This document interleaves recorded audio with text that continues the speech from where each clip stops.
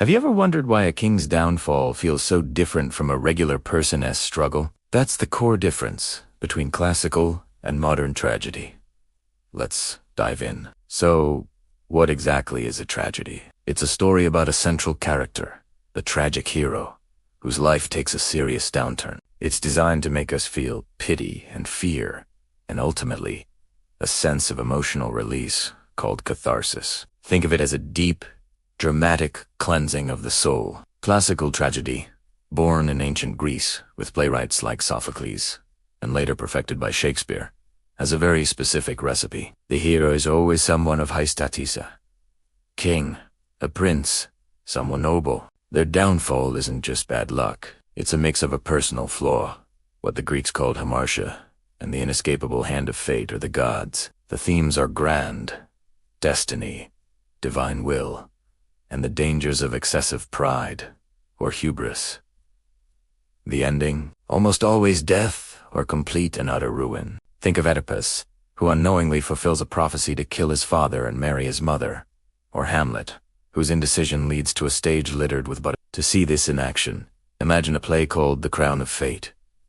An oracle warns King Alaric, "Pride shall blind your sight, your hand will destroy what you love most." The king scoffs, declaring, "I shape my own fate." But later, consumed by suspicion, he tragically orders his own loyal son's execution. When the queen cries out, "You have slain your own blood," Alaric realizes his terrible mistake.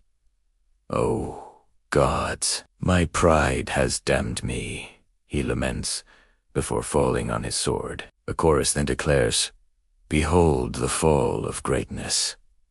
Pride invites ruin. Fate is fulfilled. It's epic, it's public, and it's driven by destiny. Now, let's jump forward to modern tragedy, which emerged in the 19th and 20th centuries. Here, the hero is no longer a king, but an ordinary person, a salesman, a factory worker, someone just like us. Their downfall isn't caused by gods or prophecies, but by the crushing pressures of society, their own psychological conflicts, or personal failures. The themes are more grounded in our reality.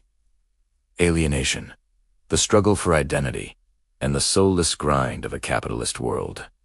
And the ending, it's not always death. Often, it's a more subtle, internal collapse and emotional or moral defeat. Arthur Miller's Death of a Salesman is the perfect example, where Willy Loman's life crumbles under the weight of the American dream. Let's picture a modern tragedy called The Last Shift.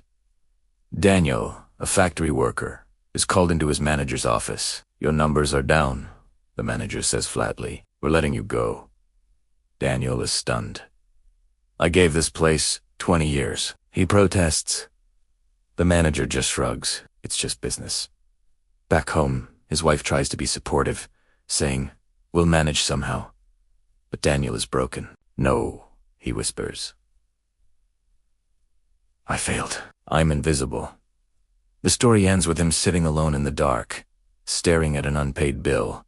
His spirit crushed, but his body's still alive. He softly questions himself.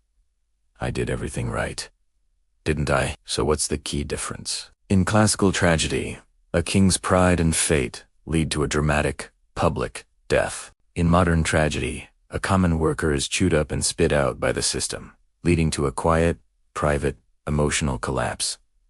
One is a battle against the gods. The other is a battle against society. From the fall of kings to the struggles of the common man, tragedy forces us to look at our own flaws, our own society, and the timeless nature of human suffering. Thanks so much for watching. If you enjoyed this deep dive into drama, don't forget to like, subscribe, and hit that notification bell for more content. See you next time.